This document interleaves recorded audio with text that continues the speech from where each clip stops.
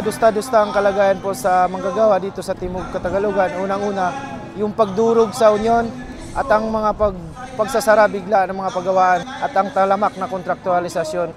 Umabot po tayo ng 80% mahigit ang mga manggagawang kontraktual sa buong planta dito sa Timog Katagalugan. Kadusta-dusta ang kalagayan ng mga manggagawang kababaihan sa loob ng pagawaan dahil sa mga papahigpit na mga batas na pinapatupad ng aming kumpanya.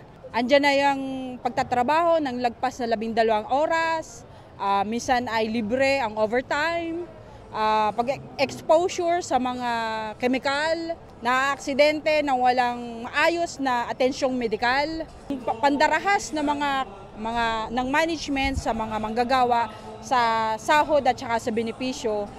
Nandiyan pa yung ang babae ay minumolestya at sinasaktan ng mga lalaki sa bahagi ng management. Ang kontraktualisasyon po ay pahirap para sa amin, lalong-lalo na sa aming asawa at mga pamilya. Hindi po kaya magbuhay ng may asawa at anak. Ang aming sinisweldo na 315 sa loob ng 8 oras po. Bali sa amin pong linya sa mga kontraktual po, ang kinatatakot po namin yung ma-endo po kami, yung sabihin po nila, laglag po kami sa evaluation, yung kasong kapabayaan sa trabaho, ganun po ang kinatatakutan namin, yung mawalan po kami ng trabaho, lalong-lalo na po sa mga edad po namin, mahirap na po mag-apply sa ibang kumpanya po.